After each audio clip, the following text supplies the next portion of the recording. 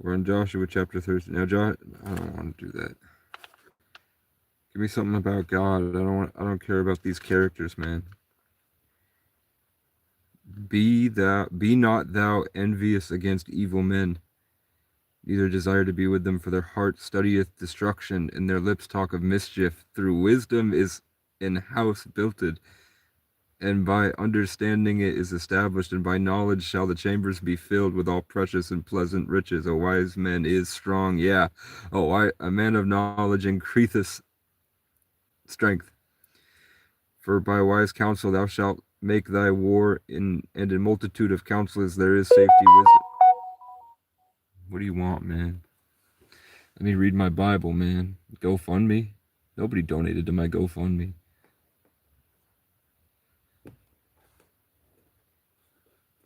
It's saying share your GoFundMe again.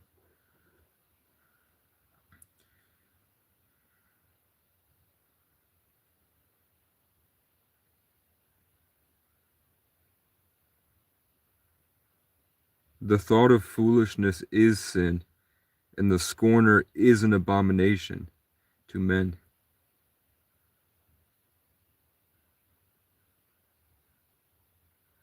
Wisdom is too high for a fool.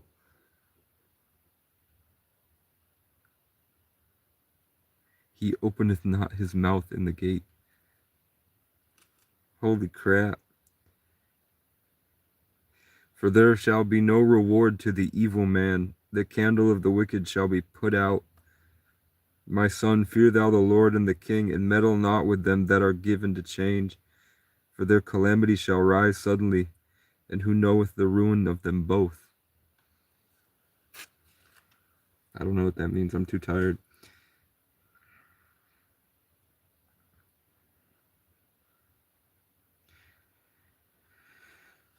These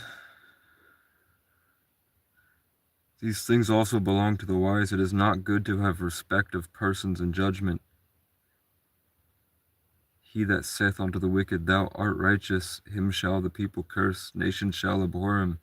But to them that rebuke him shall be delight, and a good blessing shall come upon him. Every man shall kiss his lips that giveth a right answer. What? But to them that rebuke him shall be delight, and a good blessing shall come upon them. Prepare thy work without, and make it fit for thyself in the field, and afterwards build thine house. Be not a witness against thy neighbor without cause, and deceive not with thy lips. Say not, I will not do so to him as he hath done to me. I will render to the man according to his work. The fucking page I opened to is the same thing that I'm struggling with. Isn't that crazy? Ain't that crazy, guys? To the nobody here. The thing I'm struggling with in life is forgiveness. And all the conversations I have with God, I'm like, why do these bad people? I flip to the one page, to the one thing I'm struggling with in life the most, and I randomly flip to the page with the answer to the thing that I need. Out of this whole fucking book, look, there's 700 pages in this book, and the one page I opened to has the answer to the thing that I'm struggling with. Out of the whole thing, I just flipped and I waited until my brain was like, stop. Like, I opened to one page and it was like, nope. And then I stopped here and it was like, yep. I can't be a vampire, man. I'm reading the fucking Bible. But I'll tell you what, these two colonizer pieces of trash who were 8 and 9 years old fucking called me a spick. And they called me a werewolf the other day. Two kids called me a werewolf and said, get the fuck off our environment. This is our environment. And I went, no, this is our environment. And they went, you're a werewolf. And they chased me down. And then he's like trying to push me off the property, holding the back of my shirt right here. And at the end of it, one kid went, spick. And I'm like, ¿por qué?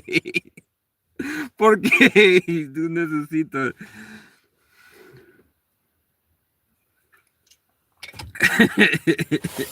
But yeah, I've been really struggling with trying to figure out why God doesn't punish evil people, and they grow and they prosper and they do all this great stuff in their life, and they're horrible pieces of shit. and I never see them get anything, but then I go through horrible, horrible things every single day. And I'm like, why? And the Bible's like, they will be punished. And then it tells me literally how to deal with it, which is what I struggle with. Sometimes I just really can't get over the fact that the people that do bad things and that have done bad things to me. It also says that people who support haters are retarded. It literally says that in the Bible.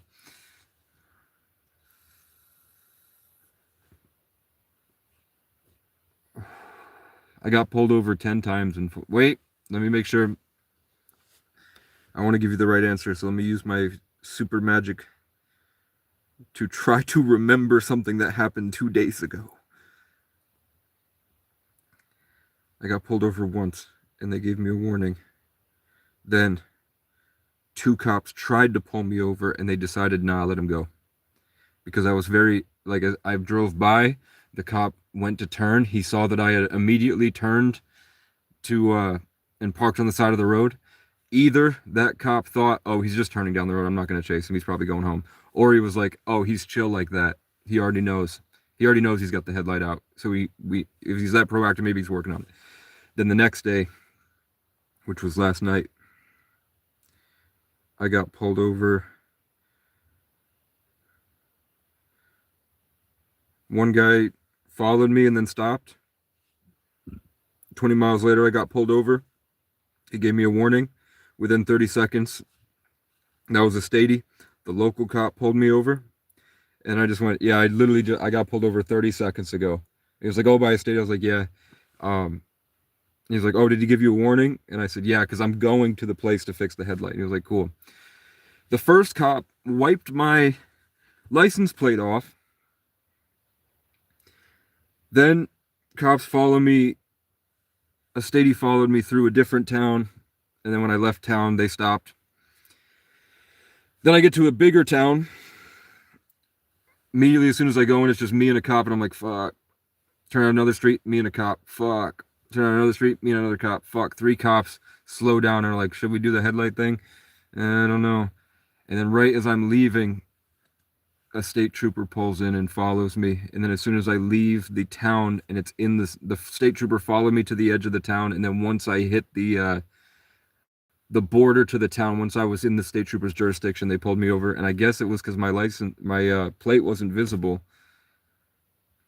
But I'm thinking they called ahead because when they ran my license, they saw that I had a suspension in this little area.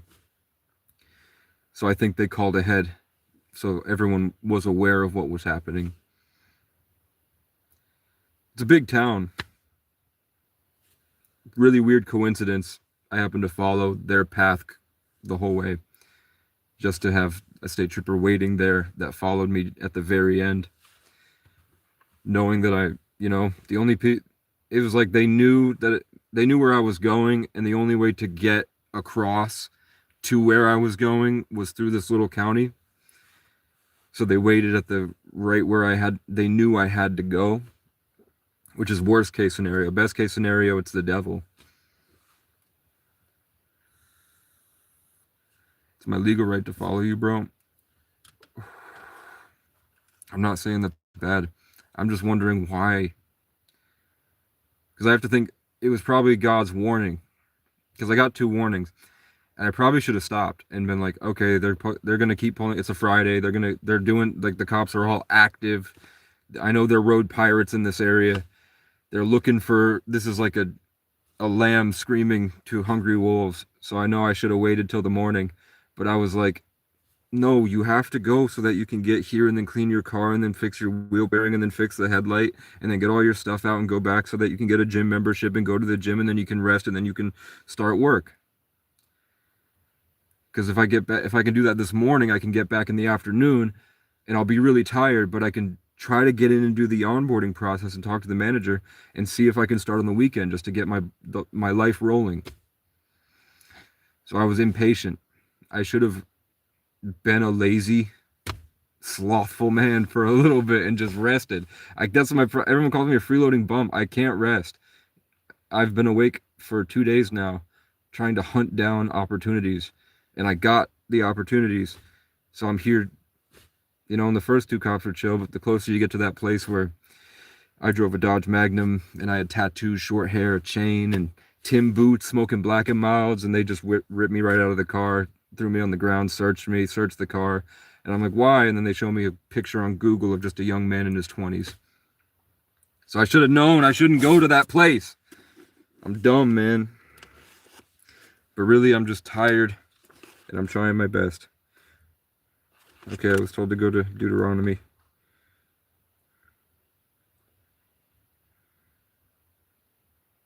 And has gone and served other gods. I mean, I flipped open to the page that says Israel worships bad gods and they're going to be punished for it. Literally, the page I flipped to. Oh, judges and officers shalt thou make thee in all thy gates, which the Lord thy God given thee throughout thy tribes, and they shall judge the people with just judgment. Nah, well, they didn't. Thou shalt not wrest judgment, thou shalt not respect persons, neither take a gift, for a gift doth blind the eyes of the wise or pervert the words of the righteous. What? What gift are they talking about? Is that just in general you shouldn't receive gifts? That would make Christmas really fucked up. Thou shalt observe the Feast of Tabernacles 7 days. Thou shalt rejoice in thy feast. 7 days shalt thou keep the solemn feast.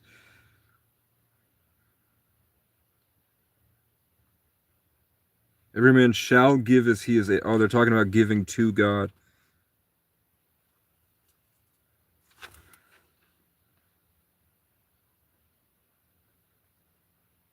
This is probably some sacrifice stuff. Yeah, they're talking about the rules for giving to God. It's not giving to each other. It's about sacrifices. That's why chapter 17 is thou shalt not sacrifice unto the Lord thy God any bullock, sheep, whatever. It's rules for. And then the next one is a prophet will rise up. And then before that, though, is help for the poor man, which I'm sure will be different than how you give to God. This is how you give to poor people.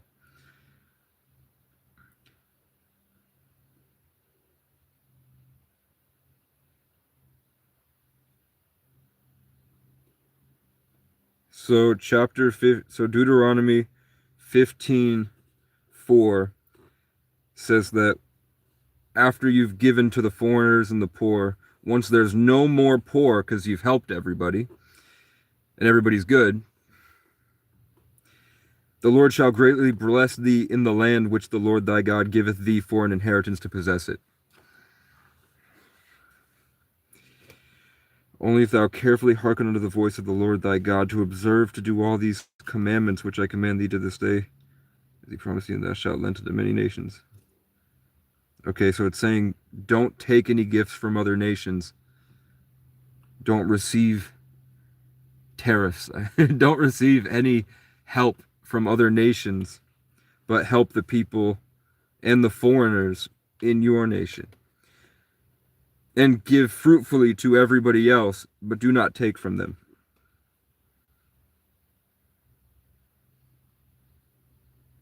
If there be among you a poor man of one of thy brethren within any of thy gates in thy land which the Lord thy God giveth thee, thou shalt not harden thine heart, nor shut thine hand from thy poor brother.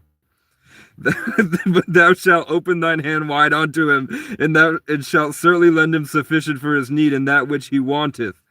Beware that there be not a thought in thy wicked heart, saying the 7th year, the year of the release, is at hand, and thine eye be evil against thy poor brother, and thou givest him not, and he cry unto the Lord against thee, and it be sin unto thee.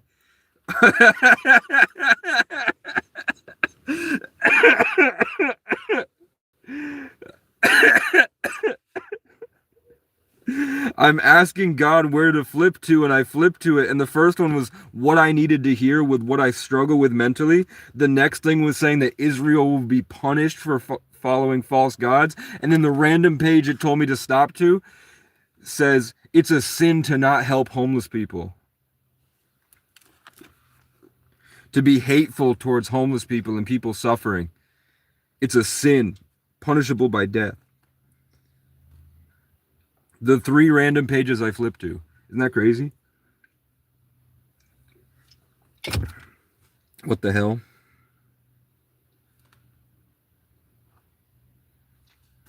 Literally, the 3 pages I flipped to is that evil people will be punished.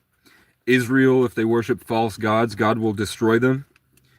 And then exactly how you should treat homeless people according to the Bible, which is Deuteronomy 15. Deuteronomy 15 is what God says you should do for homeless people. And what happens if you don't do what God says in helping homeless people.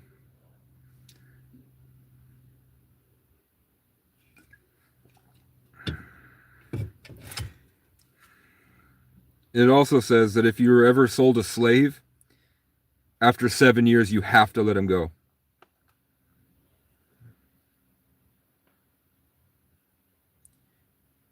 And you have to help them and give them housing and give them land.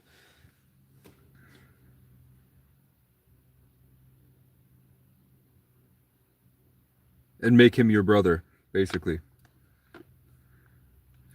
Like, if by chance there is slavery and you happen to have the opportunity to buy a slave, he can serve you for 7 years, but then you have to let him go. And during that servitude, you have to treat him as your brother.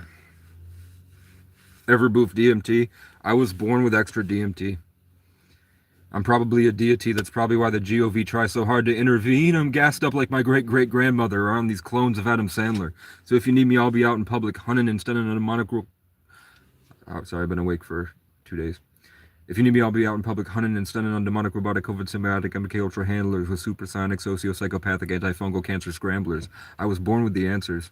And I just went around New England reinvigorating all my reincarnated Celtic commanders. You're all a bunch of stands and I can't stand you, bruh. I wish you all the best of luck. Lead me through the darkness, straight through to the garden. Don't leave me broken-hearted. Hold on to me, my love. If I fall before we make it, lead my children to greatness. Teach them how I saved them. Remember me, my love.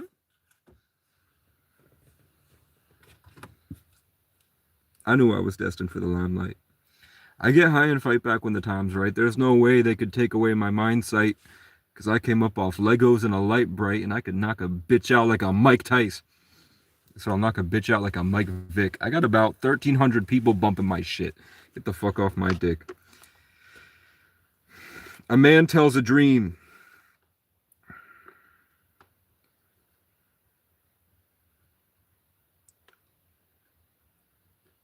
You want me to go back?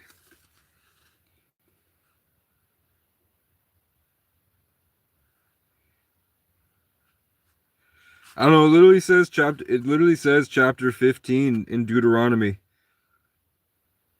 that foreigners and homeless people are to be blessed with an open heart and no hate at all until everyone is good and non-suffering, and then God blesses the land. Alien Reborn, I flipped open the Bible to 3 random pages, and the first one was to forgive evil people because God will punish them. And then I was told by his angel to flip it back, and then I started a random page, and then it was saying that Israel worships false gods and God will punish them. And then I flipped back until it told me to stop, and I stopped right at how to treat homeless people. How God says to treat homeless people. But I've been awake for 2 days. I've been awake. Yeah, I've been awake about 2 days. And I got pulled over a few times. I don't remember exactly how many in the past few days for the headlight. But then I found out that my license is suspended in one county because I thought that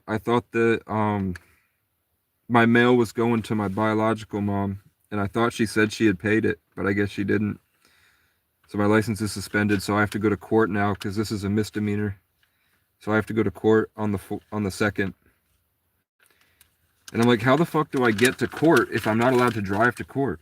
So then I call my new public defender for my new charge, and they're gonna arrange transportation. What does it say about the homeless? I'm glad you asked, man. Check this out. I don't need to flip my page. Hold on.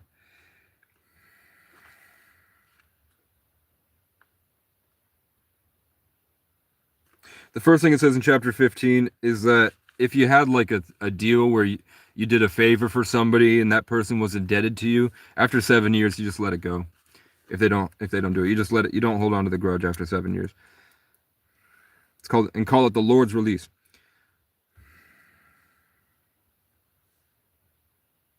And they're saying that with foreigners that come in and things with deals where there's like an uneven distribution of wealth between like you and the people in your tribe, after 7 years you just let it go and call it the Lord's release, that God will figure it out. And then when there are no poor people among you, the Lord shall greatly bless thee in the land, because he's given it to you.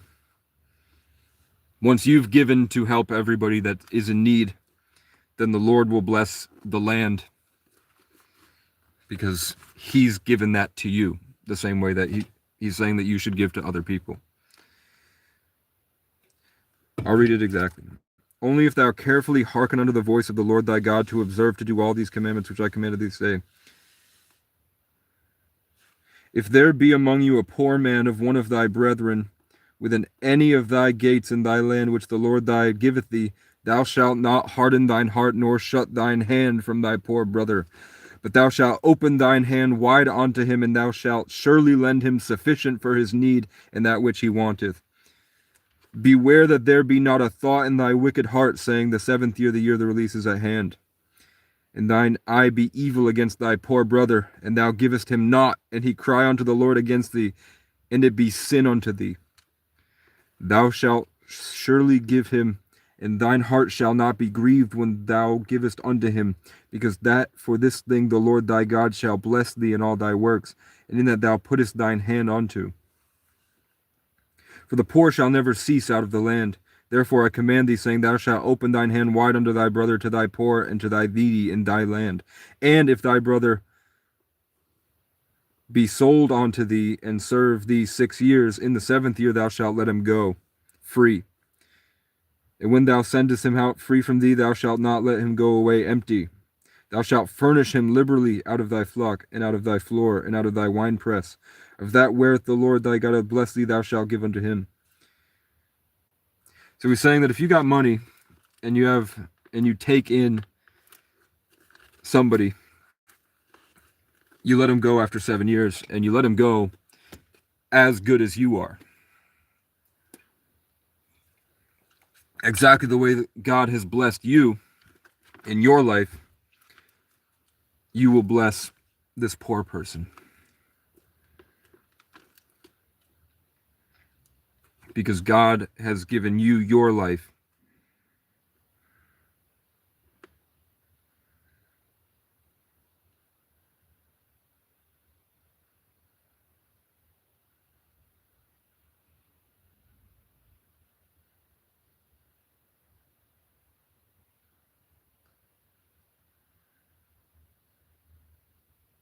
And then it just goes into exactly how to give gifts, but not to them.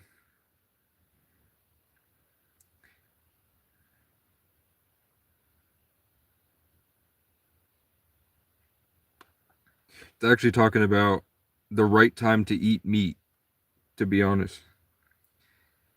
It's talking about when to, after that it's talking about when to kill your, there's a cardinal flying left or right to left above the car here. Only bird I've seen today is a cardinal that flew right in front of the car. Because I asked for a sign for something.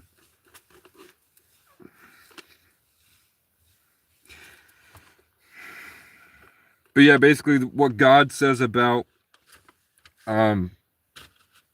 people that are in need is that you get them to your level, because your life is a gift, and your life was a gift to help other people. Hey, kids, are you staying warm? Yeah, it's warm. It was negative 45 like a month ago. Here's another cardinal, the female cardinal. But now it's like 30 degrees. It's not bad. And someone gave me a geek bar, which is lit. And I went on my first hike of the year. I went on a walk for 3 hours yesterday. And when I got back to my car, I could smell how bad my car smelled, but I could smell in general. Usually I can't smell because I have no peace, because I've been like dissolved and taken. So I'm kind of just floating behind me. Except when it's like building up to a full moon and I have enough gas to go on an adventure and I travel to a new place. Then as long as I don't talk to anybody, I'm in my own little pocket dimension where I can create and be free again. On the outside, it's manic psychosis, but on the inside, I'm actually making things I'm really proud of. Did you poo today? No, I pooed yesterday, though. As I was waiting for McDonald's, because Heather sent some money, which was great. Which means I got here to pay the wheel bearing, to fix the wheel hubs, and I can afford the headlight. And then the rest is just gym membership, phone card, gas cards. But it was like as soon as Heather sent money, I got swarmed. As soon as I had enough that I was like, oh, I finally feel like some shit's going in the right direction here. I got fucking swarmed by cops trying to do anything they could to take it from me. You were missed at a nice drum circle for the moon at the beach.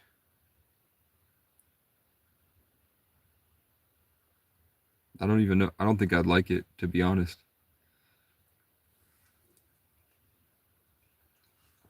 Where you from, bro? I'm from southern Vermont, but my family's from New York City area.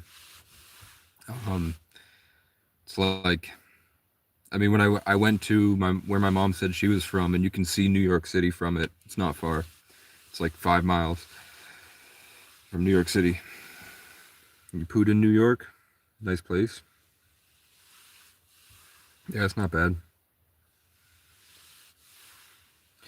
I heard North Carolina's cool. What up, Heather?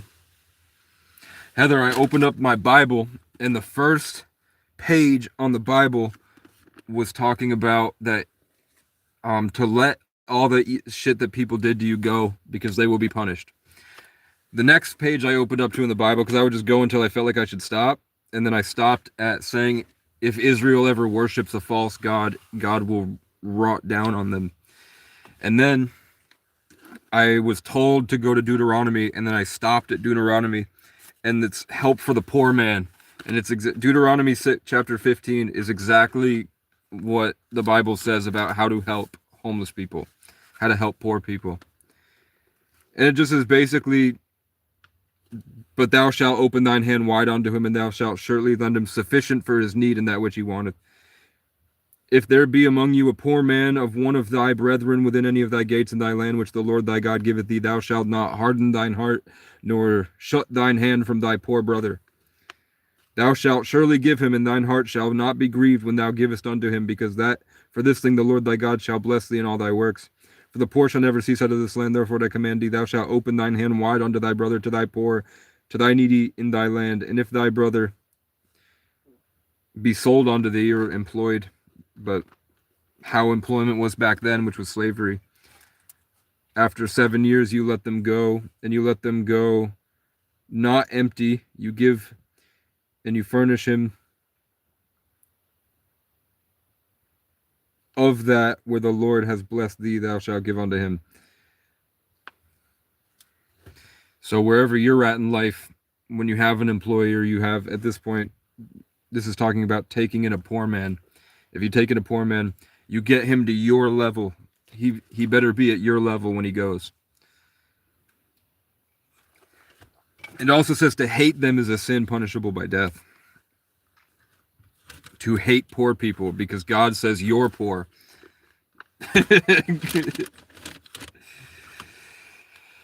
God says don't hate poor people because you are poor as well.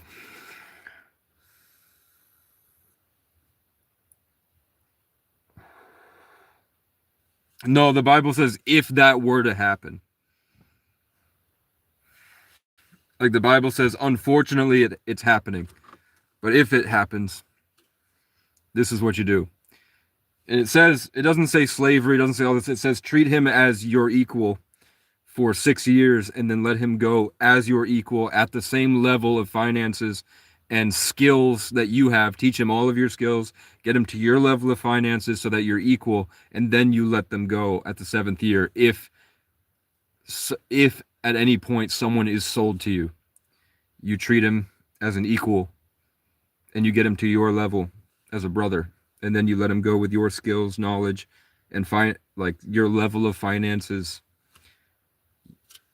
If you were sold a slave, by the end of that 6th year, he's now trained as you are trained and equal to you, so that you let him go better than you found him. That's the point. That's what it says about poor people that are poorer than you, is that you help them get to your level and then you set them free. Because it's basically saying that your life was designed by God and God gave you that life as a gift. So if you get the opportunity to give your gift and share it equally, to raise somebody to your level, that's how you use the gift of your comfortable life, basically. Which I don't know if God said it, but I know that I ask for signs and I get them. I know that my life is like a Truman Show. The only cars on the road going from where I came from to where I am now had headlights out or were cops, and the cops only pulled me over. For the first time, I saw like 20 cars with headlights out driving. Every time I knew that I made a wrong move, a random stranger would show up and walk across the street with his head down, left to right. And then I'm like, that's weird. I'm going to keep going. And then a random car at 3 a.m. would slowly pull out at the same speed the guy walked, left to right. So I was like, oh shit, I'll turn around. And I turned around and then I got it again, but then I kept going and then I got pulled over. I really should have waited until the day. But I thought that I could get here, get my wheel hubs from FedEx early, I thought I was going to clean out this whole car, dump all the stuff in the trash, clean it out, and then get to the school and just convince them to fix it so that I could get back in the car and go all the way back, like 4 hours, to this little community that was kind to me. That the plaza, when you pull into the plaza where the job is that wants to hire me, it's polar bears on it. And there's a place named Ray's right next door, Rays. Out of all the places I could have gone, it was a polar bear and Ray's. I tell you, every town I go to, there's a Ray. There's a Ray right over there. I went to the town right by the border, and I broke down, or the car got stuck in the snow. I had to call Ray's Towing. Then I go to a different place, and the only cop that's on at night is Ray. And then I drive 4 hours, and I stop, and right where I stop, there's a Ray. Everywhere I go, there's a Ray. And a Casey. Like that. I went there to go to a homeless conference organized by someone named Casey. Right next door to Ray, there's a Casey here. There's the polar bears on the plaza. And I had the interview was at 11:30, which is 11 is K, 3 is C. So I went into the interview at KC. Casey, what's the name of your vape? Geek Bar Watermelon Ice. They gave me a deal. I go into vape shops and I'm like, I'll buy something that isn't selling for or like that you think is broken for $5. And they usually give me a vape, and the vape, they say it has problems, but the vape has no problems. Like, I haven't had a problem yet. Maybe it's not hitting as hard, but I don't know the difference. You got watermelon ice? Hey, mine's at 33%. 33 charge. Just watermelon ice, but you have an Icon vape. I have a Pulse X.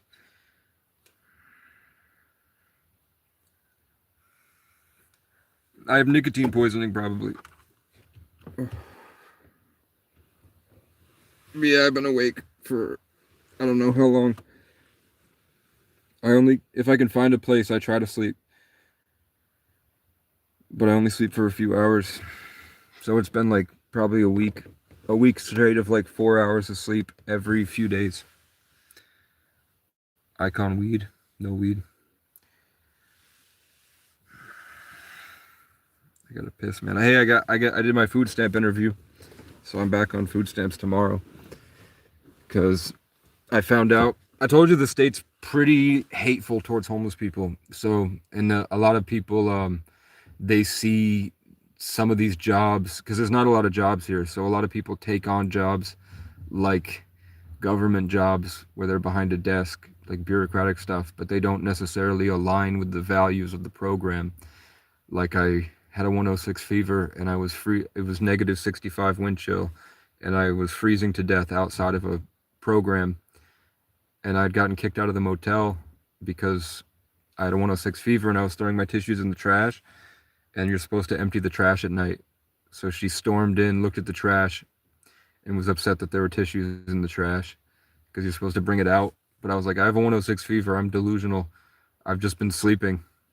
I wake up and I snot in the thing, and then I pass out. Like I haven't had a chance. Um, which isn't.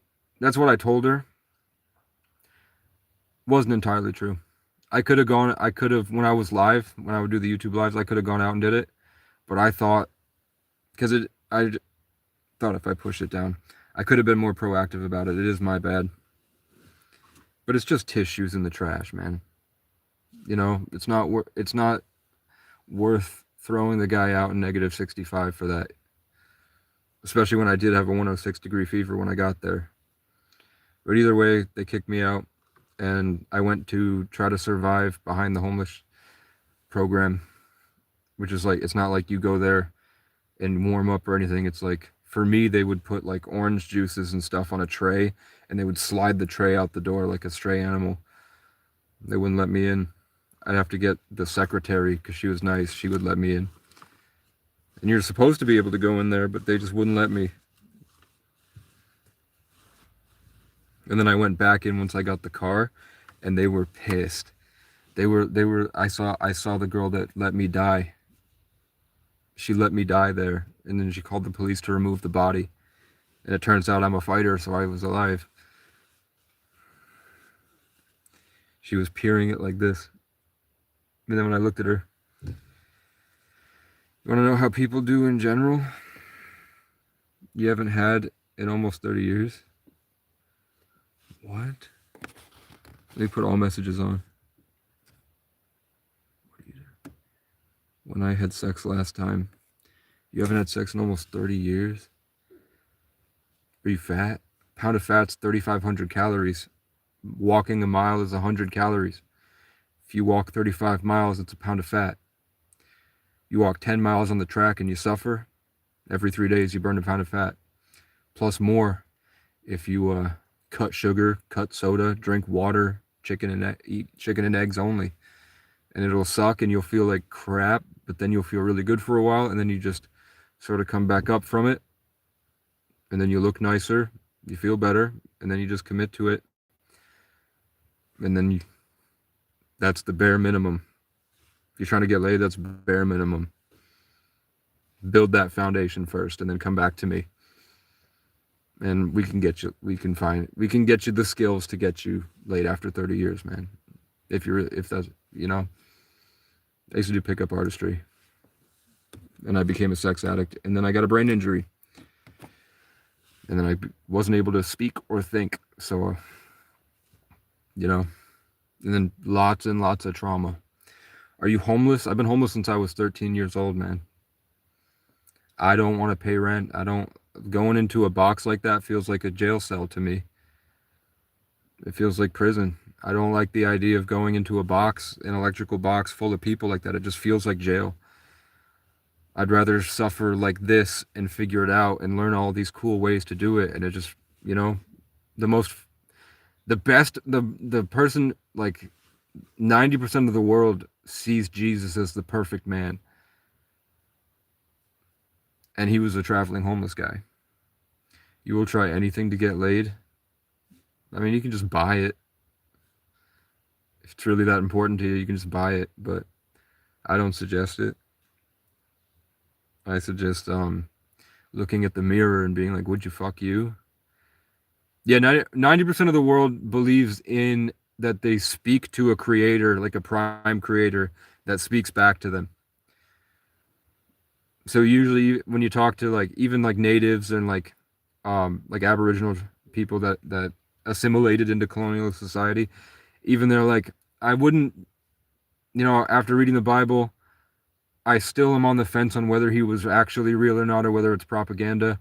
But with my beliefs, it would align with there being a perfect person at one point, and it would be a lot of what Jesus was. So it would make more sense than to not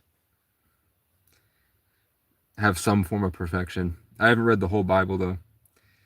Guys, please chill. He's obviously special. Nobody's saying anything like that, bro. You want to read the Bible passage about how to treat a poor person? I have it open right here. I'll read it again.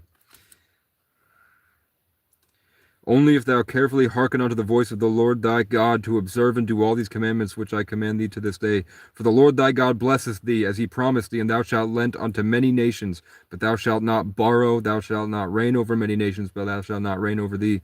If there be among you a poor man of one of thy brethren within any of thy gates in thy land which thy Lord giveth thee, thou shalt not harden thine heart, nor shut thine hand from thy poor brother. I think it also says, or maybe this was another one. I think I didn't have it bookmarked, but basically it says that any person that hates is retarded. Any person that talks shit is retarded. It's literally in the Bible, bro.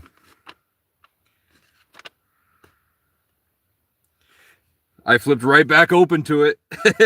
Hey. Wisdom is too high for a fool. He openeth not, he that devilish to do evil shall be called a mischievous person. The thought of foolishness is sin, and the scorner is an abomination to men. He's saying that you're an abomination for men for talking shit on my comment section.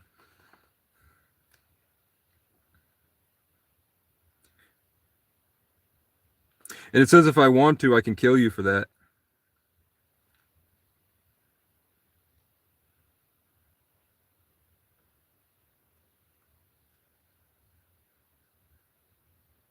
It says you will be rewarded for wisdom if you look for it.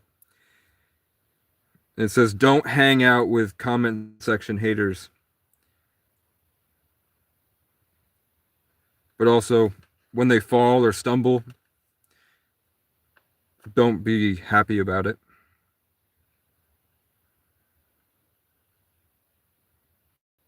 But he says don't worry about comment section haters, because there will be no reward for comment section haters.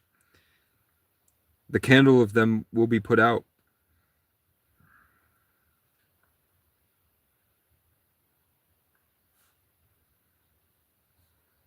And it says, do all your work without comment section haters and make it work for you. And then build something from the work you do without comment section haters.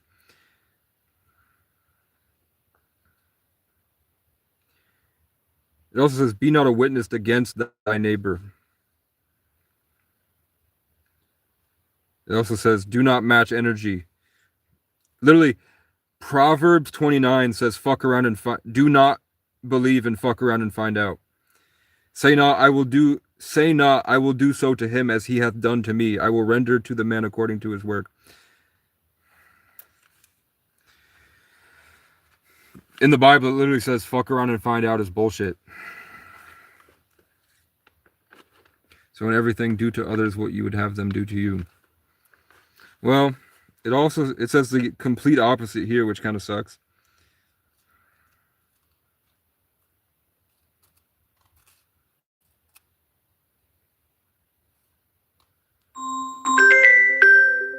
It says robocaller.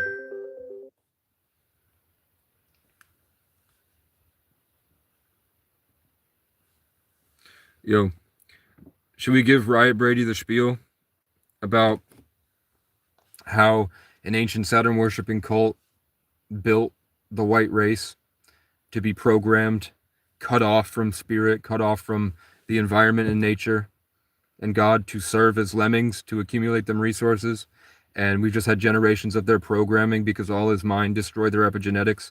And now they literally can't see the world around them, but they've been instilled with this false pride based on a false sense of achievement that aligns with their work until you die philosophy. So they just live as like a mouthpiece for what most people would consider a demonic entity, or the Mind Flayer from Stranger Things.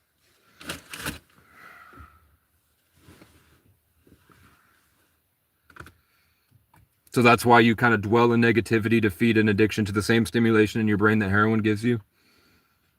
And that's why most of them are addicted to Facebook, because the ha-has and the likes and the support you get by showing the world that you're also a lemming gains the support of all the other lemmings, and that boosts a schizophrenic delusion of subconscious reputation change and validation, which comes off that same cycle of dominance hierarchies that they utilized to keep the lemmings attacking each other, so that none of them could think, because they would get high off of social environments. Status, reputation, bullshit. And that does go as low as just, it's an impulse. What Bible? I don't know. Let's see. It's just this Holy Bible. The Holy Bible containing Old and New Testaments, translated out of the original tongues, with the former translations diligently compromised. I got it. It says the Authorized King James Version. I got it from a guy who devoted his life to Christ when he was 17.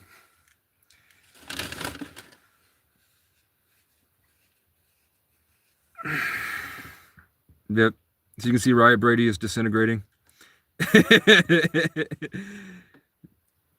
Religion is the downfall of humanity. I don't know, man. I don't know what was going on back then. Maybe we really needed it. But also, yeah, the Saturn worshipping Black Rock cult that worships the eye of the hexagonal storm that's bigger than Earth on top of Saturn, pointed towards us, so the all-seeing eye atop of the pyramid, or BlackRock and Vanguard, the parent companies that own everything, or Mecca is a big black rock that you worship, and inside the Star of David is that 3D optical illusion of a cube, and the Christian cross folded up into a box. That's the same 3D optical illusion of a cube in that hexagonal storm, and in the Star of David and all that. And that's because before Pisces, before Jesus came to embody Pisces and show people the way to the better tomorrow, they knew that they could manipulate people in the age of Pisces by separating them into schools of fish and then dividing and conquering by turning them against each other, while they accumulated enough resources to survive the age of Aquarius. Which is why now we have rich people in bunkers and elite 13 families and all this bullshit, while we all try to get out of the lake of fire. And they're like, we're just going to hide that shit out. At some point, we'll be able to repair our telomeres if we just keep going long enough. We'll figure it out. Just get the Goyim to get us as much as we can, so that when that time comes, we can have them go to the Lake of Fire and we'll just hide in a bunker. And maybe that's what the Greys are. Maybe the Greys are a predecessor to those people, and that's why they said that they get their special power in their bloodline because of their talking to the Nephilim. But who knows? You let him know his fate if you don't wake up out of his delusion. Cute mustache. Hey, we were just talking about you guys in the Bible. Hey, I'm blind, but what's up? What's up, man? Gary Busey lover? Yeah, but what translation version? It said translated from the ancient tongues or whatever.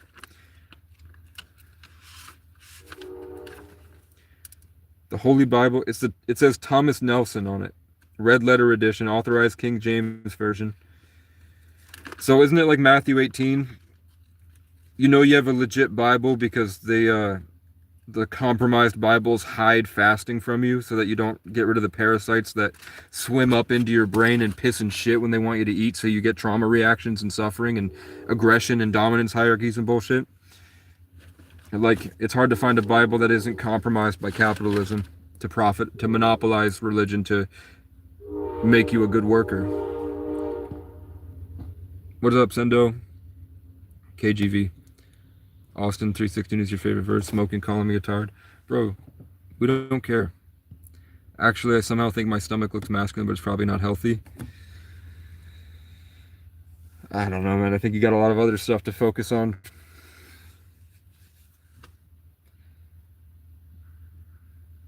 You have to get to a point where you're living life independently and fun, and you also have the ability to not let external circumstances dictate your internal condition. And then you have to live a life that other people would want to be a part of, and then it becomes easier for people to come into your life. That's the best advice I have for people that have a dry spell, is that you just learn how to be happy, independent, and by yourself, and then have fun and enjoy your life by yourself, and then not need others for anything, and then learn how to have other people in your life that doesn't affect this, so that you have the structured foundation to be able to bring other people into your life, and then your life is fun and you're going in the right way. And then the rest is just learning how not to be creepy, learning how to be just a chill guy that doesn't expect anything from them, doesn't care. Like, you can still care about them, but don't, you just leave them where they're at, and you're able to have fun regardless of where they're at. So to lead, learn how to lead, and then you'll find people that need guidance, I guess, that they just want to be along for the ride for a little bit, and then you know figure out, are you doing a disservice to them when they come into your life, or would you be making their life honestly, would you be making your life, would it be a good experience for them to be around you?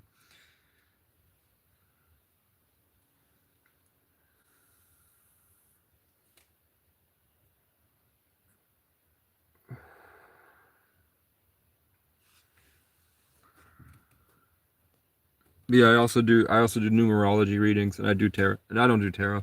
I do numerology and astrology and your name, and I am pretty good with the common denominator between all of that to find out the actual thing, and all these different systems of trying to figure out what's happening. You can really find what it's actually supposed to be now that we have all these different ones. You can find the common denominator in between all of those to find a pattern. And right now I'm on the fence. I'm on the fence with nine, because I know nine life paths were childish, and I thought that that meant it was their first incarnation on Earth, and I think it still might be. There's a big difference between one and nine, but they embody the same thing. It's like one of your first incarnations on Earth, and I'm trying to figure out if nines are actually like Sagittarius is the ninth sign, if they're actually the mastery and they're embodying divine childhood. Because at the end of all these heroes' journeys, you figure out the path to enlightenment is the way of spiritual childhood. So they become rambunctious, sort of swaggy terrorists, or if it is that nine is their first, and that's why they have the that protective bubble of innocence. I don't know if that innocence was earned through competence, or if that innocence was there because you haven't gone through these experiences. That's where I'm at, because I know nines don't have the self, the Aries of the self trying to constantly project themselves outward.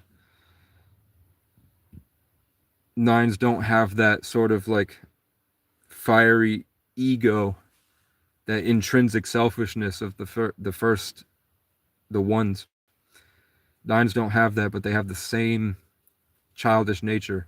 So I just on the fence about whether that comes from competency over time, whether that comes from like mastery, or if it's two sides of the same coin, basically. 1467. What up, Ursula Sue? I'll do one. Usually I charge, but we'll do one. We got 1467 already. That's a Capricorn 4, unless you're from another country where it's actually the April 1st. So we got to figure that out, whether you're April 1st or you're January 4th. But basically, the first thing with 4 signs is that they're very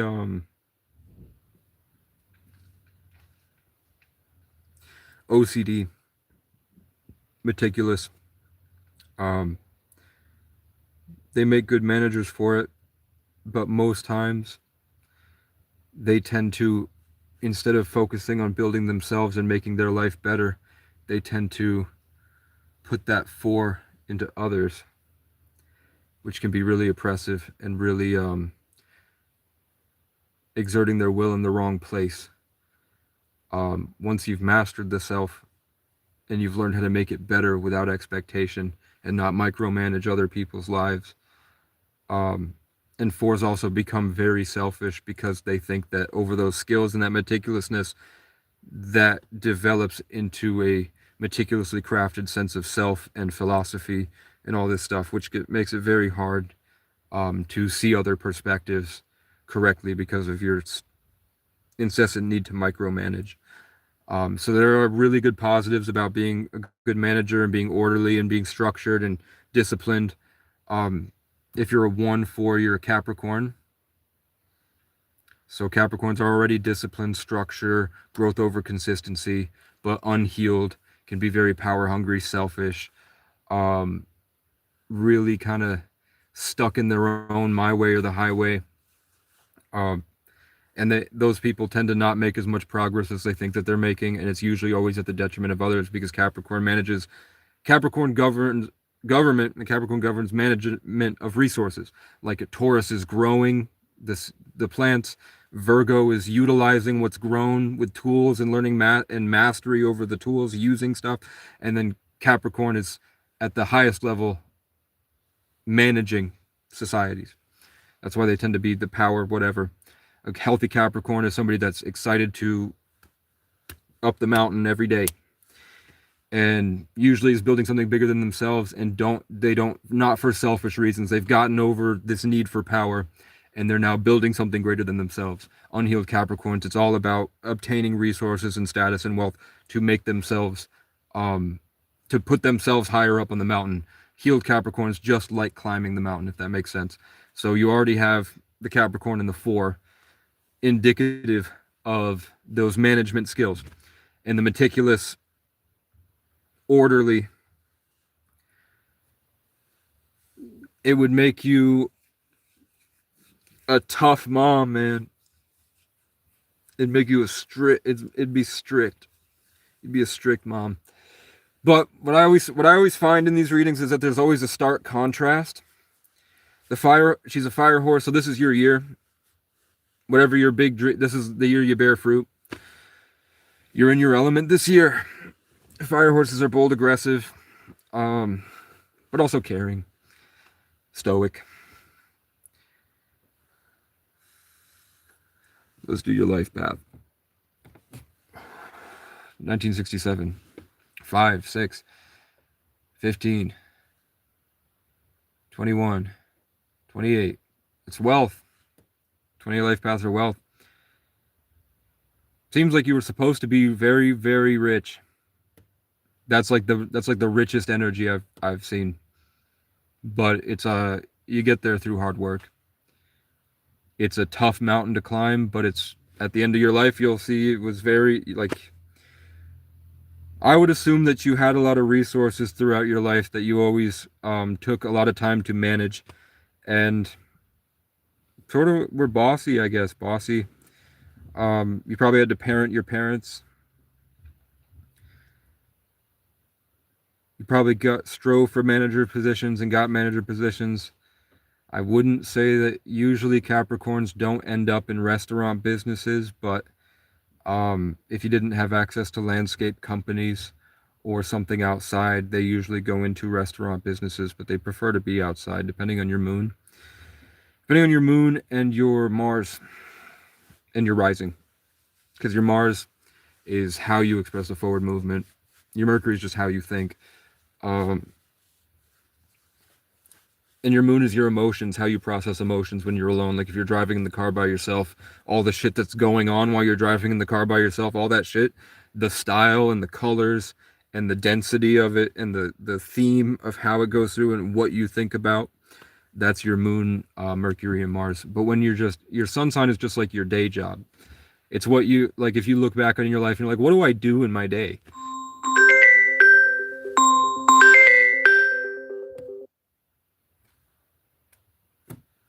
I don't trust these people that are calling me, man. I'm gonna try to call them back real quick. Well, let's do your life path. Um, 6, 7. All right.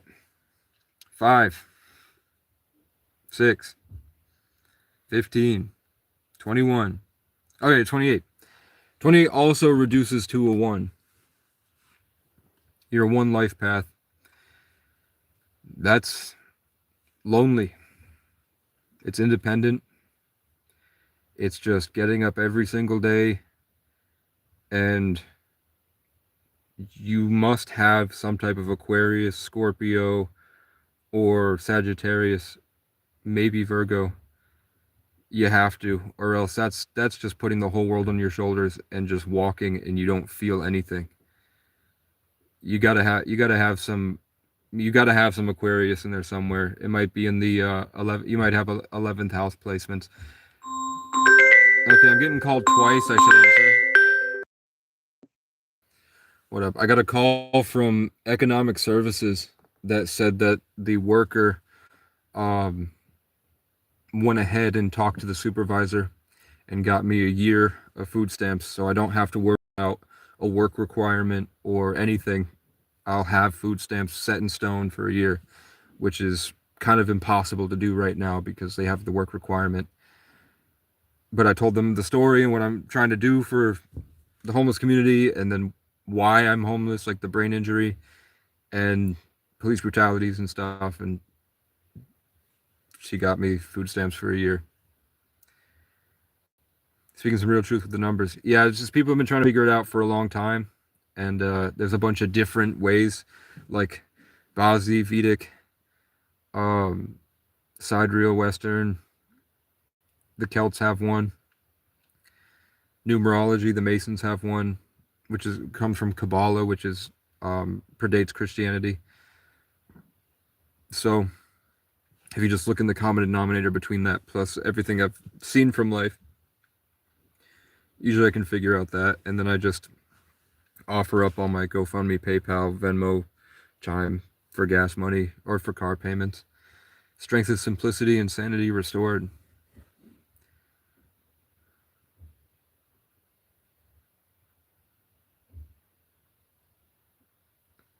Strength is a lot of different stuff. Simplicity and sanity is like it's an effect. It happens once you find strength, or strength is really when you gain awareness and you let go and you just be. You build that strength because you're able to correctly individuate.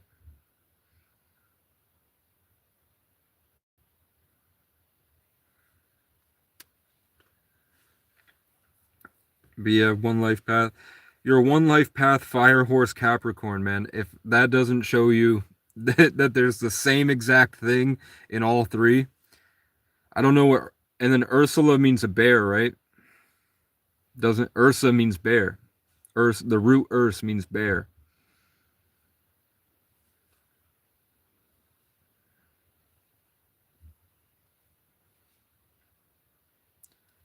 The only thing more fitting would be,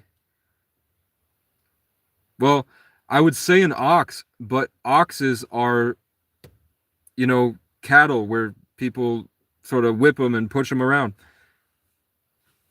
Bears have the Capricorn sort of sternness in the leadership. So I wouldn't call you an ox. I'd call you a bear. If I could pick an animal for a fire horse Capricorn 4,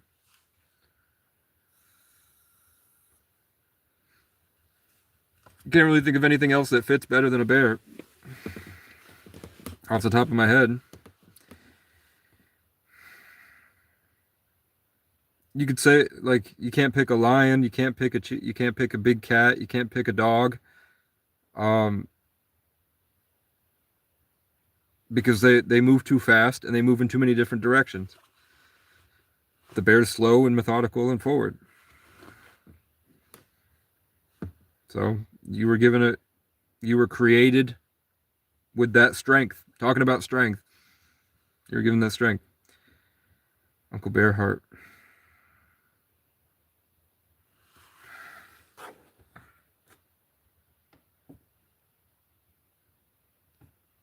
He hung up on us. Bro, I thought I was getting called. Yeah. Your sons are Sagittarius and Virgo. Virgos are just Sagittarius that can't free themselves. Sagittarius does have a higher level of wisdom, but that wisdom just comes from their ability to be free. Like, Harry Potter is an actual school of magic. Like, J.K. Rowling is into that stuff. So that's why Harry and Ron can't do anything without Hermione's ability to use those tools, like the time thing and the knowledge that she has. But we didn't really see Hermione running into battle. That's why Hermione doesn't have a phoenix, but Dumbledore has a phoenix, because Dumbledore is a Sagittarius. And that's why Hagrid with Buckbeak, because Hagrid's a Sagittarius. Brian Dumbledore. But yeah, Sagittarius and Virgo. Virgos are the Sagittarius of the earth signs. They're not free, they're not childish, but they want to be. So Virgos usually look up to Sagittarius. So I'm assuming that the Sagittarius is the older brother, or the Sagittarius is bigger, taller. If not, there's something the Sagittarius does that he's teaching the Virgo a lot about how to be free. Unless he's not healed and you're a very oppressing, strict mother. And then he's always going to be combating you. He's always going to be calling out all your bullshit all the time. But the Virgo's sweet and sentimental. So together it's a good mesh. Because they both humble each other.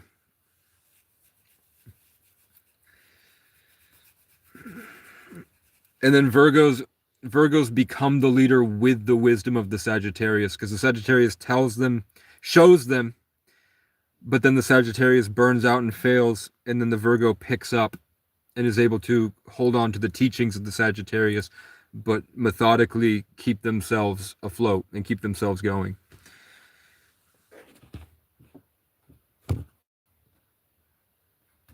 Sagittarius' son took his own life. I'm sorry to hear that, man. I have I have like 15 suicide attempts, man. It happens.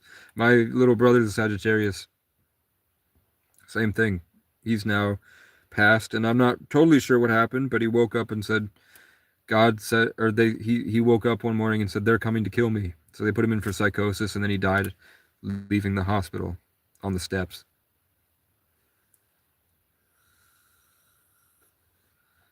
An hour after he woke up and said that it was his time to go. What up, Sendo? I didn't see if you joined the Discord. I've been busy, but I really do want to at least just show you some of the reference pictures for how I wanted it to look. I still do. I think about animating all the time. Eventually, I'll be able to get a tablet and stuff. Like a heart attack, I don't know. I know he fell and he froze to death. I don't know how he fell or why he fell, but he fell. And it was in the morning, and everyone drove by him. And I know his mom probably wouldn't like me talking about it. His mom didn't talk to me for a year because I attacked the town publicly for trying to figure out how many people actually drove by his body. And then I called out there's a guy who does a cop show that like his videos get like 16,000 views per video, and it's just shaming homeless people and watching cops beat the shit out of them, entrap them into resisting by like pulling their hair and stomping on their feet and making them go what, and then just beating the shit out of them. And I've seen 2 women get molested and beaten on camera in that town. And he was saying go to the businesses, harass them, get on their ass. He was telling people to come from all across the country to come pretend to be voters to vote for him, so that he would take out all the homeless services, put them in the woods so they would freeze to death. So I don't know the link. I did send it. I definitely sent it. I'll go back and try to find your comment and send it again. Or if you want to comment again, I'll do it. I definitely sent it. The US is onto some Nazi shit. When you go into rural areas of these places, a lot of them do have, like, there's a town called Swastika, like an hour from here. It's like, is the U.S. into some Nazi shit, or is it run by Jewish people? I don't know. Try to send again. All right.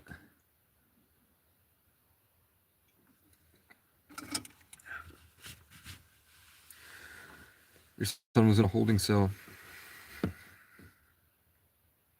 Yeah. Everyone I've lost, I felt deserved to go to heaven the most. The last time I saw them, I got the perfect experience from those people. Like, one guy I saw, and the only time I've ever seen the guy, he was in chaos. He was in a really dramatic back and forth all the time with his wife, drama, stress. And then the last time I saw him, he was sitting alone in a gas station, and he wasn't getting gas. He was just sitting there, and he was glowing, and he was just he was just really happy watching everybody go into the gas station and come back out. He was just watching people. And I walked up, I was like, hey man, it's really good to see. The last thing I said to him was, it's really good to see you happy. And he looked just really happy. He was really enjoying himself. And he's like, thank you, man. And then I left and I never saw him again. And then he got hit by a train the next day. Um, the last time I saw one guy, I just felt compelled to give him, he ordered like a bunch of different stuff from Dunkin' Donuts and I worked at Dunkin'. I gave it all to him for free because I felt like he was just a really good guy. And then he got in a car accident a couple days later. But I remember how happy he was. And then the last time I saw my brother, he wasn't happy at all. He was suffering. And I kidnapped him, and he missed work and quit because I took him. He was withdrawing from crack, and at 22, and I took him up to the mountains to my favorite spot, and showed him the great view, the amazing views. And he didn't want any part of it. He was just sitting in the back throwing a temper tantrum, farting and ripping up all my fucking food and throwing it everywhere. Because I told him we were going to get cigarettes. And then I took him up a mountain instead. And then I was like, should I take him to my favorite spot? And then a big shooting, I said right to left, right in front of him so he could see. I said, if I should take him to the lake, to my favorite spot, can I get a shooting star right to left? And he saw the biggest shooting star. Wow. So I took him to my favorite spot, and then a moose came out in the middle of the night. And I look back at it and I hated it because it was torture, because he was torturing me spiritually, but he wanted to be an energy vamp. He wanted to be using his spirituality to dominate people. So he got it at my expense.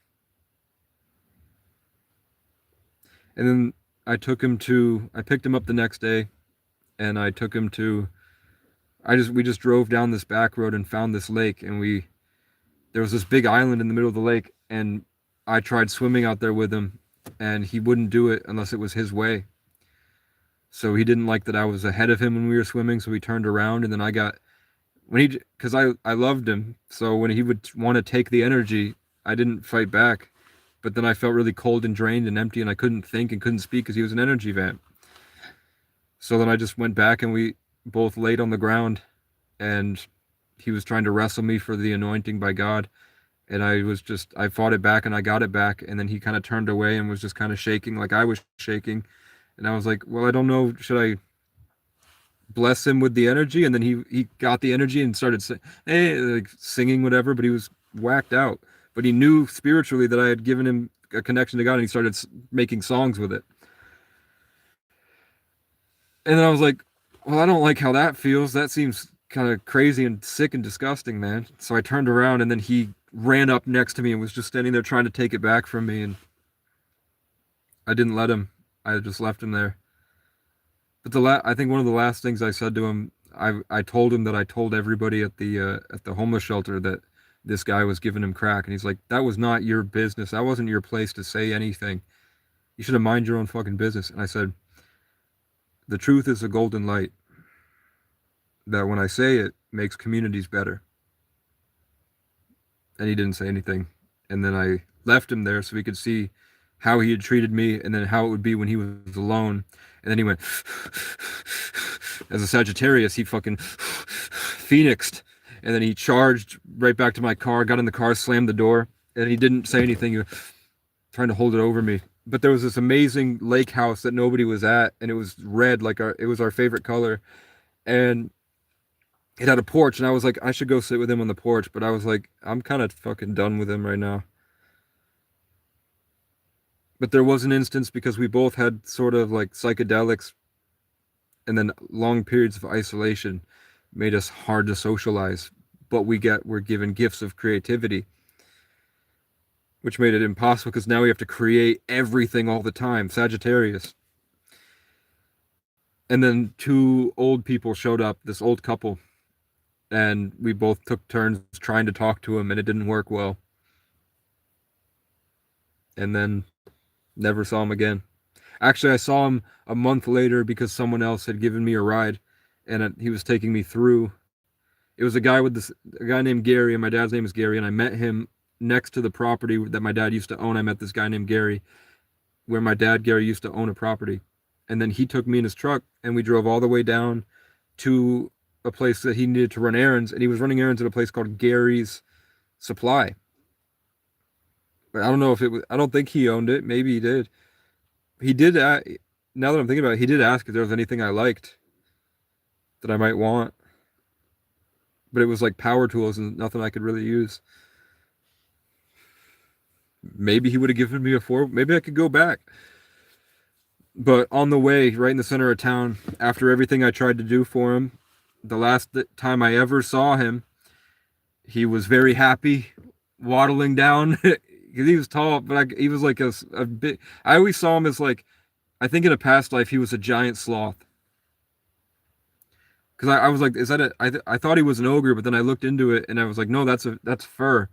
He's a giant sloth on 2 feet, which is what he looked like. He was just jolly, whatever. So I saw him kind of waddle, and he wasn't fat or anything, but I just saw he would waddle when he walked, kind of. His like gait was a bit kind of. So he waddled up and reached his hand out to shake a homeless guy's hand, and then I saw him get crack, and that was the last time I saw him. After that 3 day of me trying my best, the last time I saw him was him doing that.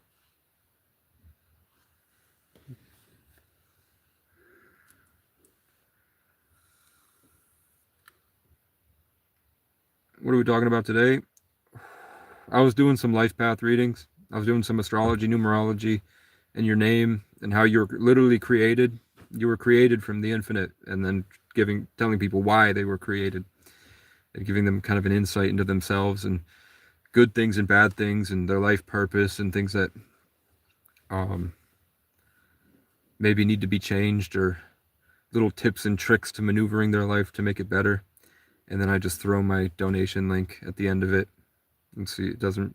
Sometimes I charge, sometimes I don't. I kiddo from Northern California, USA. I'm trying to get out there at some point. 840 left on the car payment. Wheel hubs are coming in FedEx to this mail. I drove all the way here, and then I have to fix a headlight, and then registration, insurance, gas, and then I might head out west. What do you think of the Lesser Keys of Solomon worth doing? I don't know anything about that stuff. I try not to. I try to just go off what I see in my life, and it tends to line up with a lot of stuff. Usually strict, but I wasn't. I wasn't on him.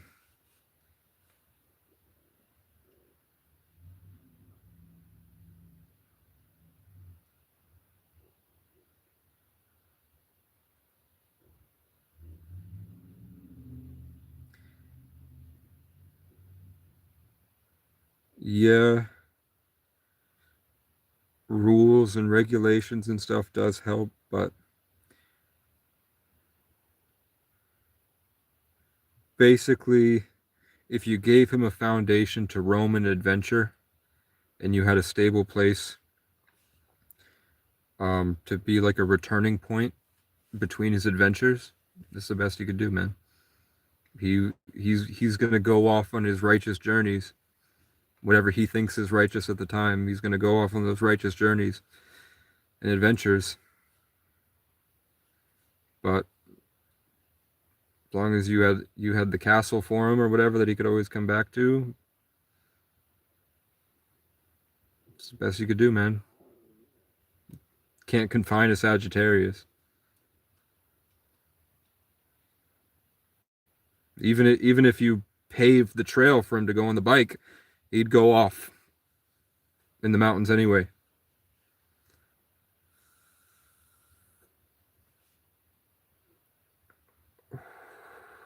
Dude, you're definitely a black cat. You have golden lion energy. I don't know. I'm like the embodiment of the wild sometimes. I don't think I have one thing.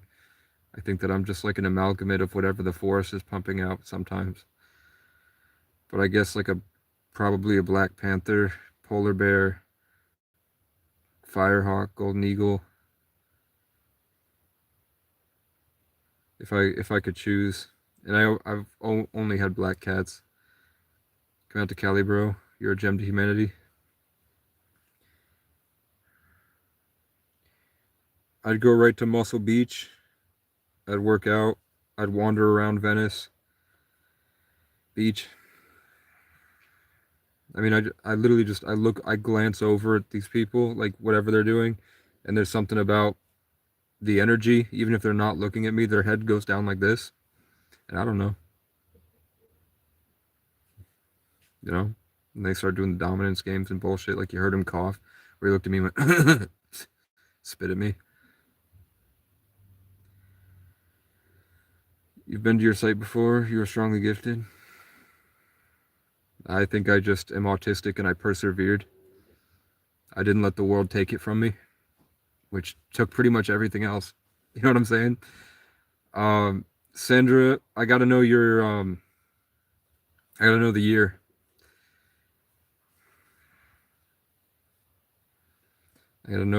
the year you were born for the whole thing. Ever moved DMT? I was saying before, because I was born with the umbilical cord wrapped around my neck, and then I was taken from my mom and taken in a helicopter and flown north and put in an incubation chamber.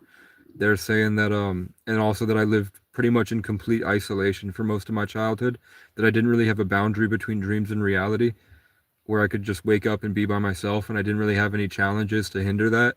That I probably naturally do more, I have more DMT production than normal because I don't have the social conditioning or limiting beliefs from the isolation.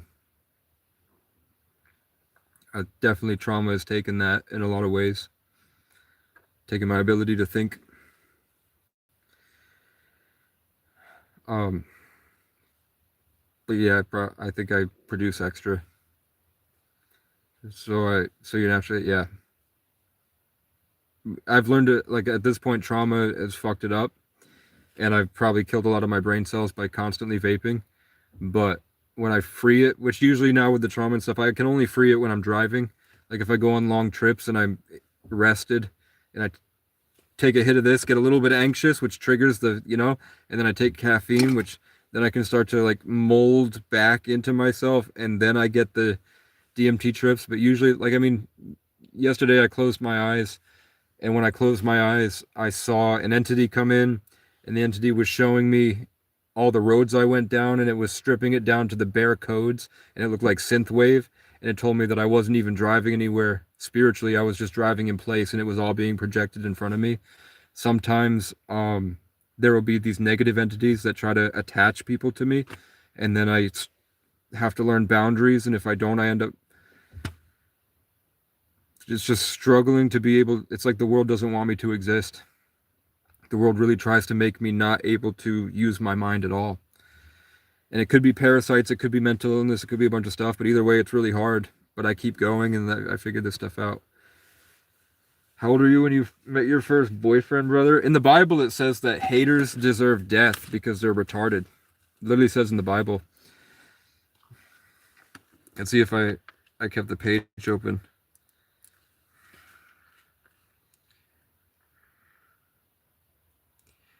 It says, "Don't worry because of internet haters,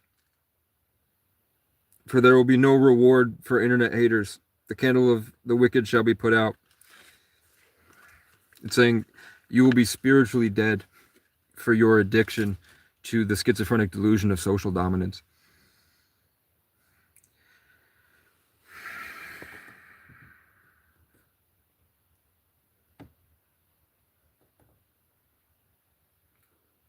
Let's do that numerology reading. Hold up. 52. It was 2/14/52. already you're a 5 day, 5 days are considered generally more attractive because they deal with constant change. In that constant change, there's a lot of sexual energy in that. There's a lot of electric power in that. So you tend to be more visibly attractive socially to be able to process more of those vibes. But it's a life of constant change, so you're always mobile. In your day to day is mobile. You probably do delivery or you walk. Your life is mainly the journey in between 2 points. Like some people, it's more about the stagnant location, and some people, it's more about the style is like trudging, but yours isn't really trudging. It's more about the change than the trudging itself. So it's a chaotic life that you learn to harmonize, and then you learn to flow with, and in that momentum, that's where you find your best self, and that's where you feel like you're the best in that momentum and change. As an Aquarius, Aquarius is the tag. I think Ophiuchus is the most powerful sign, but Ophiuchus doesn't have an energetic charge. It doesn't have an element, and it deals with the entire collective and the truth. So Ophiuchus is a different type of power. It's like a bigger responsibility that deals with so much different shit. Aquarius, though, of the signs is the Aquarius into Pisces, like an Aquarius Pisces. Like if you were in like the 22nd of Aquarius, you'd be Pisces is technically the most powerful, but it's a different role. People say Scorpio is the most powerful because of the alchemical transmutation and the vivid emotional depth. But Pisces is like Scorpio, but it doesn't have the vivid emotional depth because it's got the mastery with Jupiter and they're singularly focused and they live in the daydream, where Scorpio, alchemical, this whole thing, and Ophiuchus transcends that with the influence of Sagittarius and Scorpio. Aquarius, though, they say it's the most powerful because it's the highest frequency and it's just your day job. Like J. Cole's an Aquarius. It's it's sort of like a disruptor, like a spiritual epicenter of an earthquake.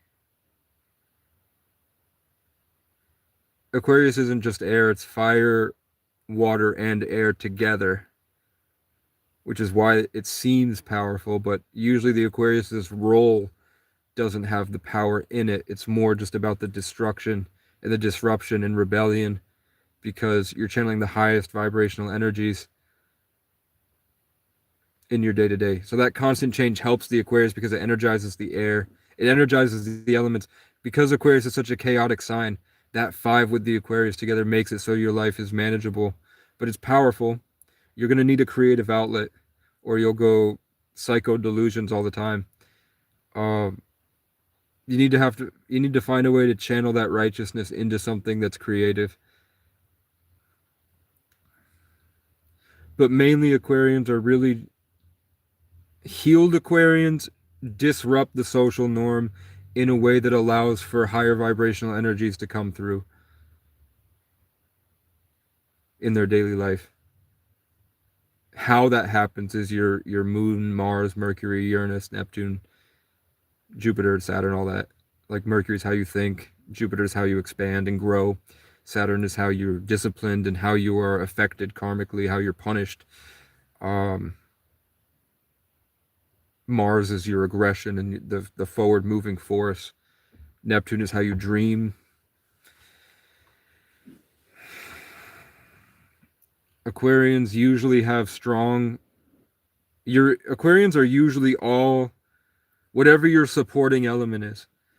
So Aquarians are the fire, water, air together, but you'll see in the Aquarius charts that you'll have a strong singular element, whether that's fire, water, air, earth. It's just one, usually just one. Like most Aquarians are usually, from what I've seen, they have strong water elements for women and strong fire elements for men, for whatever reason.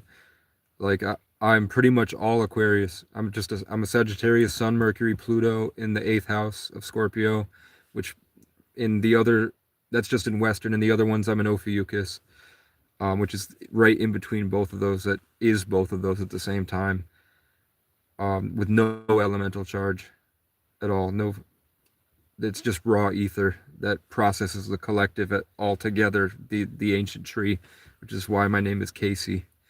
and I'm a 33 life path, born on the 11th. But everything else, other than the Taurus rising and the Saturn in Taurus first house, it's all Aquarius, other than the Leo North Node and what Taurus rising gives you. Like my Moon, Mars, Neptune, Uranus, all in the 10th house of Aquarius.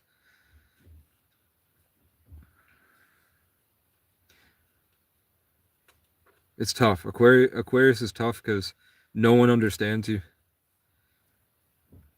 And Aquarius suns are better than easier to manage.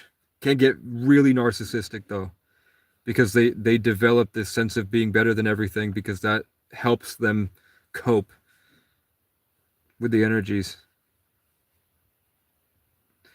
I would say try not to project, try not to be a vacuum, try to be independent.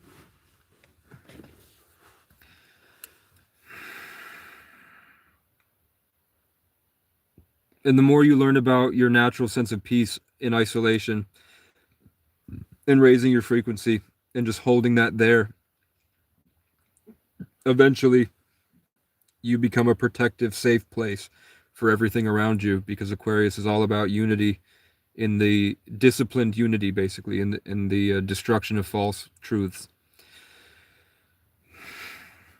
So it's more about remaining. If you don't have like a Alex Jones where he's screaming in the camera about narratives, like it's actually this is the truth. This is what they're really doing. This is all the stuff that they're doing. They're eating babies and they're making a chimera out of spider goats, and they're combining animals and pigs and fucking making children that look like spider people, and there are aliens in the ground. If you're not like that, just constantly like righteous, trying to bring their truth to the world in rebellion, I would say that it's better to be the dome and be this big overarching protective bubble that allows for people to communicate and intellectualize and operate at a higher frequency. You become like a protective bubble against um, all the chaotic different densities and waves that are constantly coming in with these like the powers and principalities in the Bible. You could see them like invasive species that are like the mind flayer from Stranger Things, always trying to grow in and do all this stuff. Healed Aquarians become the protective bubble for people. They become the safe place. We'll do your life path. Let's see. Did Demon Hunter find it? If Demon Hunter's here, Water Dragon. Appreciate it. That's powerful.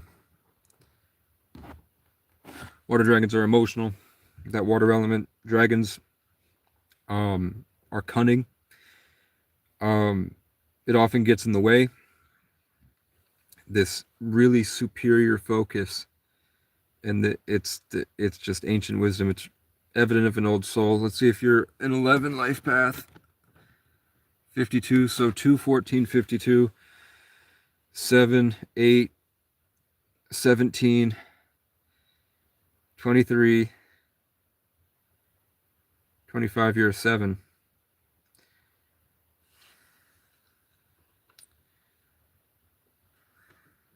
And I'm not reaching here when I tell you that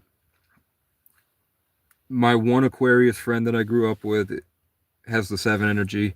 My mom, who's an Aquarius, has the 7 energy. Aquarians tend to have that 7 energy, and all that does is put your life at a higher intellectual plane where the things you think about tend to be at a level most people don't go to in their daily life. That's why they call it the genius. But it's just because you operate in a place that's up here a little bit, where you're able to see systems of information and you're able to see this. But the life path is the overarching. If you zoom out of your life and look at it as the entirety of it, you would see that you were able to implement changes in systems to your creative will. But the 7 life path is a lot simpler. Like if you were a 7-day with a master number life path, then it would be like you changed one specific thing about the collective. Like you really revamped and changed the system. With the 7 life path, it's more about you'll see the overarching effect of your life worked in developing systems and higher intellectual planes of thinking. Not really philosophy, but more of like a functioning thing, like engineers more than philosophers. That you just had an impact in exerting your creativity.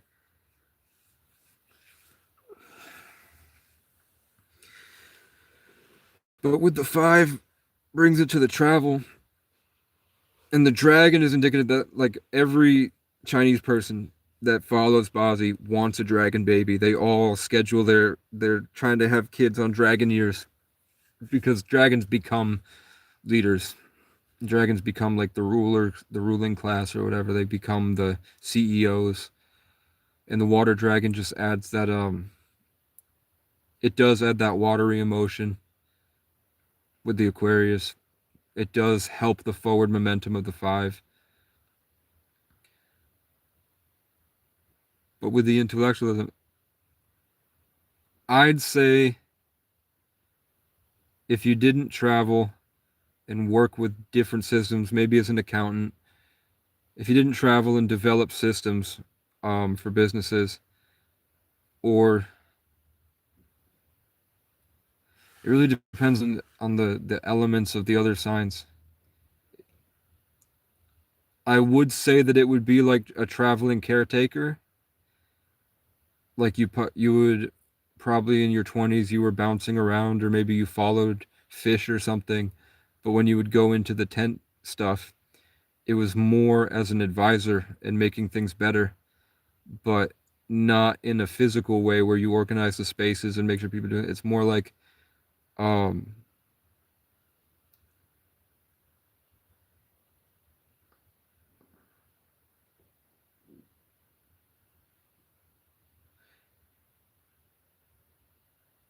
you were able to manage the chaos because you had this stern, cunning wisdom. Where it probably really affected you in your teenage years, but as a kid you were fine, and then as an adult you were fine. But your teenage years, you start when the hormones hit, it got really chaotic. I don't think you bossed your parents around, but I think they had trouble parenting you. And then I'm just trying to think about the career, how you would implement that. Was it Red Cross? I don't think it was Red Cross. I think if you managed to get into a corporate space, you made a big difference in tech, like developing technology, because you're in the 50s, so you were there through all the stuff that happened in the 60s, 70s, 80s, 90s.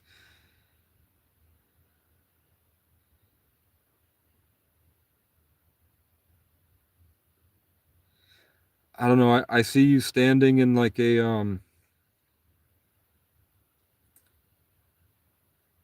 I want to say that you're from a mountainous place with snow because I see the way that you project outwards like these long whirlpools of dense air that came in that you could move around to impact the environment around you and the people around you. But I don't know I can't see what position that is. Like if it was a bartender, but you're on a porch. I just see you on a porch and it's snowing and you're in like a lodge in the mountains and you're overseeing, but you're not overseeing in a way where you're really involved. It's more like a subconscious thing. I know it's a big reach, but it's what I'm literally seeing right now is that you're standing there and I see that the whirlpool comes and you affect one at a time with that singular focus. Like, like an air, I see like an air dragon, how that channels through.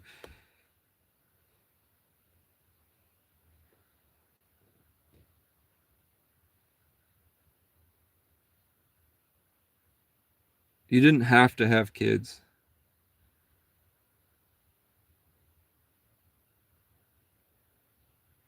It was an option, but the main purpose of your life was independent.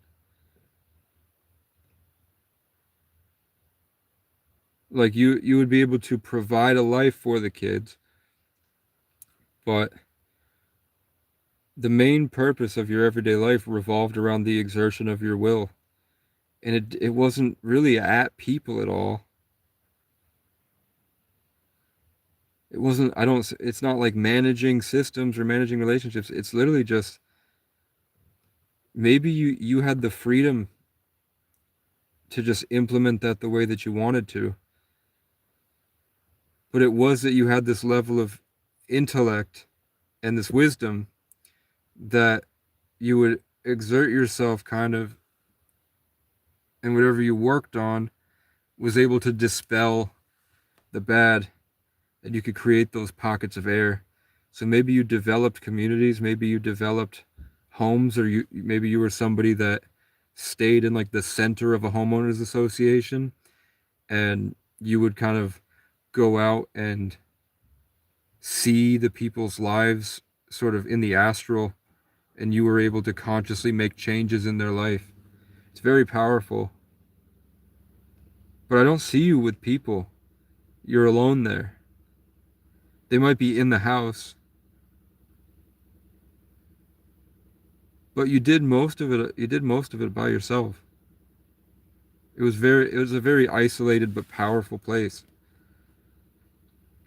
I am seeing the desert like just pop up a couple times. Like maybe it's like northern Arizona.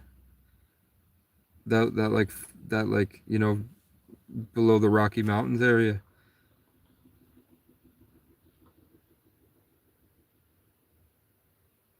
I don't think you're native. I don't see the native in that. Let me see what you're saying here.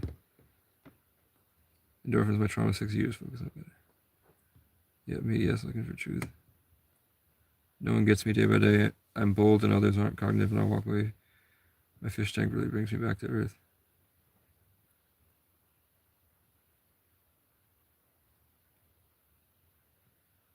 Helper.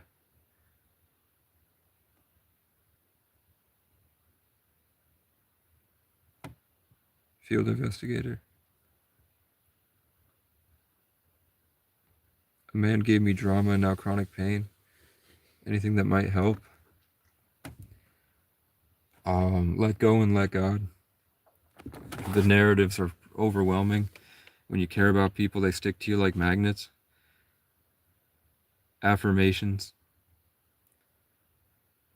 And then with that, just consistent affirmations and getting up and being active can ground that confidence back to be more certain of your decisions, so that when you assert those boundaries with the independence and working, and by working I mean like doing things in your daily life that distract you from that, it channels back into the sort of um, psionic parasitic interweaving. That makes sense. Like they get stuck on you, and then you're constantly bringing information back and forth between you two. My mom's an unhealed Aquarius, and all she is a drama pump, trying to pump drama and gaslight all the time. So if you're a healed Aquarius, you'll have the inverse, where people are trying to pull from you. Unhealed Aquarius is trying to pump. Healed Aquarius get people trying to leech. Unhealed Aquarius are the leeches. Healed Aquarius are like giant magnets that just, they all show up to try to suck up the air. And the best thing for that is the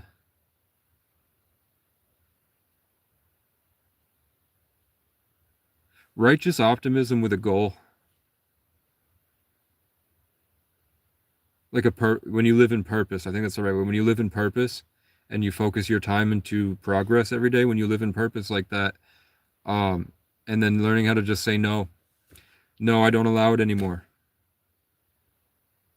And then when you instead of focusing on what you can control, shift your energy into what you can create.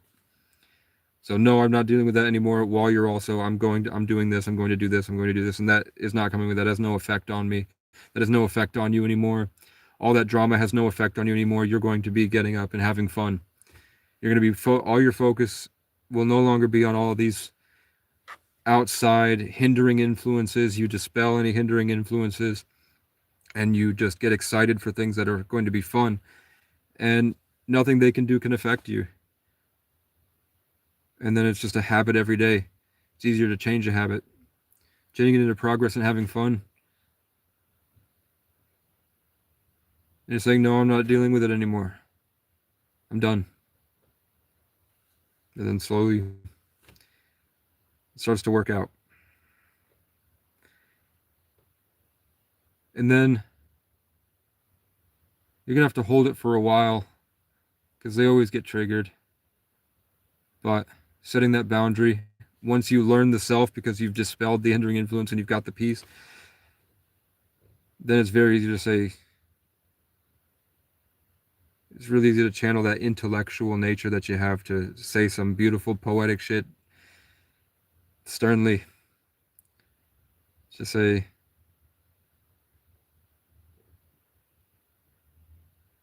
I no longer wish to speak to you anymore.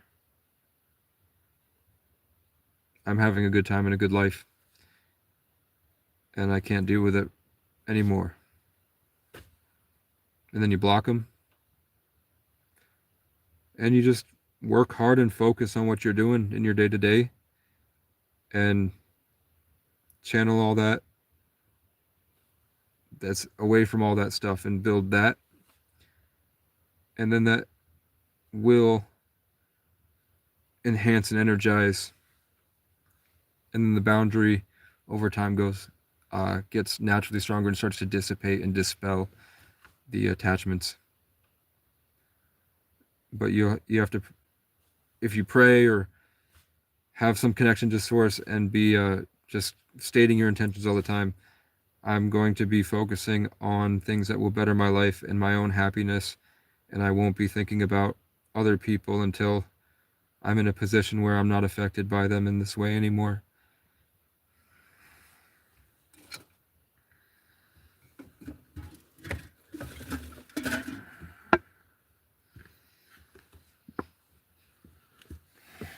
And then chronic pain is usually a frequency thing. So when you learn the boundaries and you learn to get back, you'll learn to get back into your body more with exercise, fasting, like fasting a lot, just getting it all out. Parasite cleanses, having like a goal, like that you every day on your hanging on your wall, you have the paper that has what you're going to do. When you write parasite cleanse, look up parasite cleanse and what foods to take, and then structured routine fasting. And then going on walks in the woods by yourself or with a dog or an animal or something to keep you company. Going on walks, getting fresh air without your phone and being out there by yourself to enjoy it. And learning how to get back into your body and lose your mind and come to your senses and let it all go. And then through exercise, you learn competency and certainty and the stuff that people take from you with gaslighting and trauma. You learn how to just not be afraid of being vulnerable, and that you're allowed to set these boundaries. You're allowed to think the way you want to think and allowed to say the things you want to say, and you gain more of that personal sovereignty and power. You gain your power back. I just call it the wilderness journey. But you have to come back to your senses so that you process information correctly in order to utilize that information. Like you have to change your habits and influences. Like I'm forcing myself to rest. I'm at a different place where I have to go. And I know Spirit says I don't have to. I don't have to get a job for what I'm doing. Whatever's aligning up for me, I don't have to, but I'm going to try it.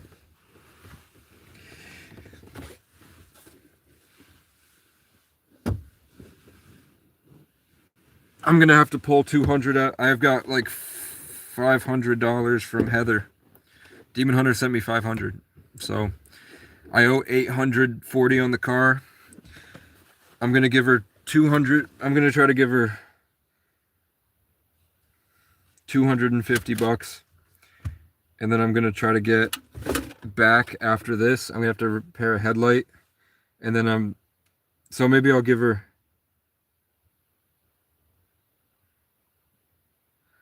we'll try to do $230. And fuck it, we'll figure it out. We'll pull out $230 from the ATM, which will cost money. I don't know how much the ATM is going to be able to give me, but I'm going to leave her some type of payment And then I'm gonna go to Napa and ask if they can fix my headlight. The water dragon with the power. The only thing bad that I found about the dragons is that that very dark, solid, intrinsic ego that dragons have is very good for them to achieve great things in life. But they always have to. Did they accidentally think they were too good for this other thing? Did they actually accidentally think they were better than these other people? Because the other people didn't seem to be on the same wavelength or the same wisdom they had. Which is usually why something happens that destroys them and they struggle with self. They have to go through that destruction of self. They have to feel worthless, and then they have to persevere past it with competence so that they can come back and find their true self, learn how to not care about other people's opinions, but also learn how to care about others. And that simple thing that happens to a lot of different people for a lot of different reasons, but that's just a thing that happens specifically to dragons. If they don't get broken down in some way, they do still do the great things, but they forget how to care about people.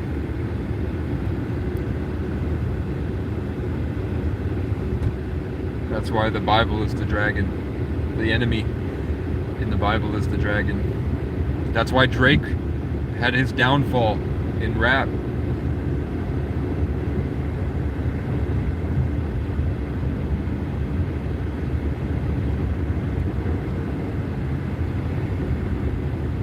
The water element adds momentum. It adds deep, vivid emotional wealth. It makes it more colorful. It makes your thought forms vivid. It's a very sternness in the chaos type thing. I can see why it showed up as a singular focused, because that would be the best way to express it, with that one Aquarian tube that you move around, instead of, because Aquarius have that selflessness and connection to.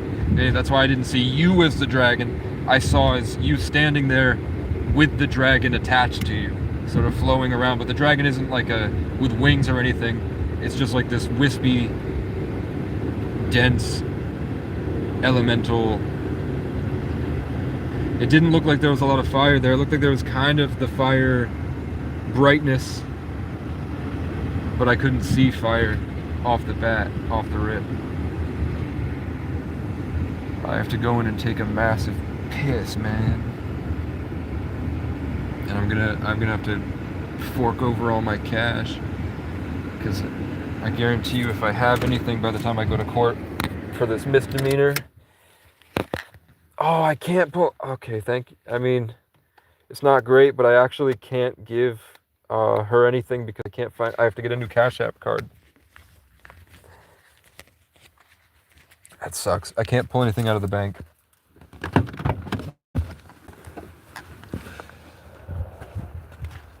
Because I just shut my Cash App card off. So I need to get a new one in the mail. I had to get a new Cash App card because Planet Fitness, they snagged me with the $1 a month deal for New Year's. But then it turns out if you want to quit Planet Fitness, it costs $80. Howdy, partner. Good afternoon. Hi. Good, how you doing? Good. Can I use your bathroom real quick? I gotta go bad. Here you go. Thank you. It's at the other end. Ugh.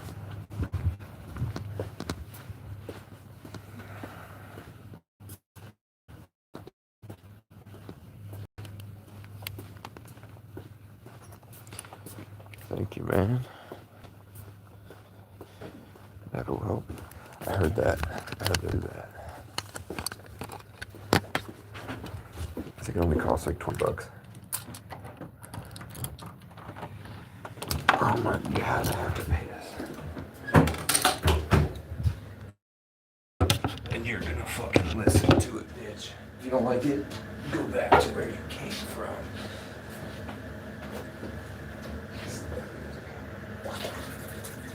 This is my legacy right here. Aliens 1,000 years from now are gonna experience this.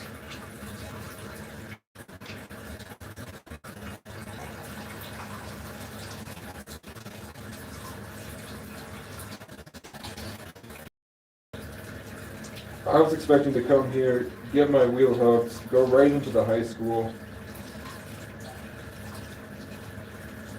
have it fixed, and get the fuck out of here. It's looking like we're gonna take the car from me if I couldn't get anyone to come drive it. At the end of it, they said, you know what? We're gonna let you pull off. We're gonna let you pull off up the road, and we're gonna turn around, and we're not gonna follow you. It's up to you if you want to risk it.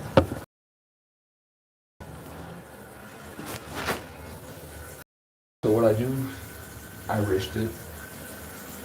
Where do you think your gifts come from, Native American? Came from trauma and isolation. My individual signs, life path, and name. Just soul essence, I was created with it, no veil. But also having a gaslighting Aquarius mother with it, no veil.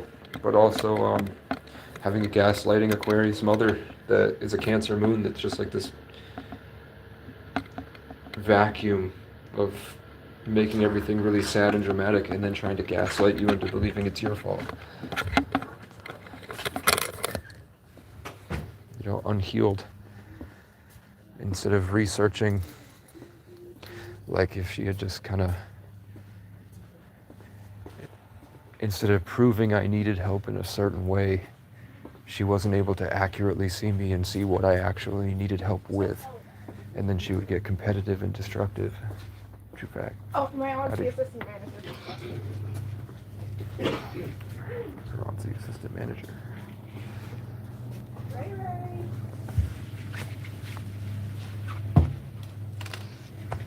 Let's see. I should probably pick up some pens.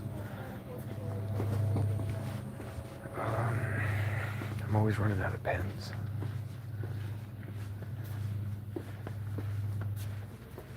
Yeah. Let's find something cheap. It's $2.50. I don't know. Should I get another notebook? Dude, I got a lot of notebooks. Let's get a small one for $1. And should I get pencils if they're cheap? If there's like $1 pencil, these are mechanical, but they're not colored, are they? No. No, it's too expensive, man. This shit is. I should though get.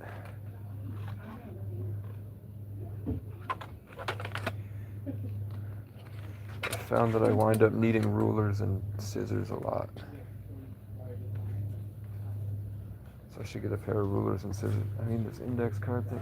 No, it's for $3. Can't do it. We'll get these. It'll be like $5.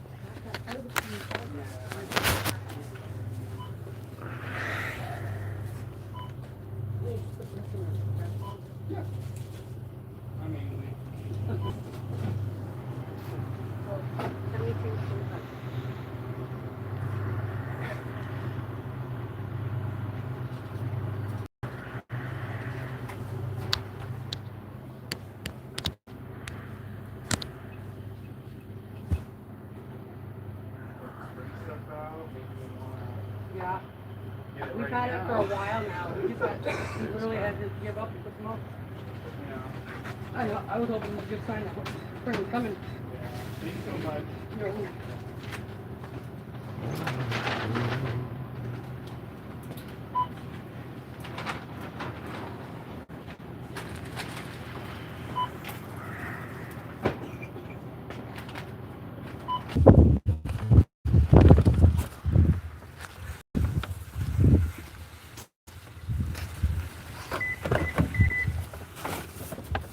stalking me.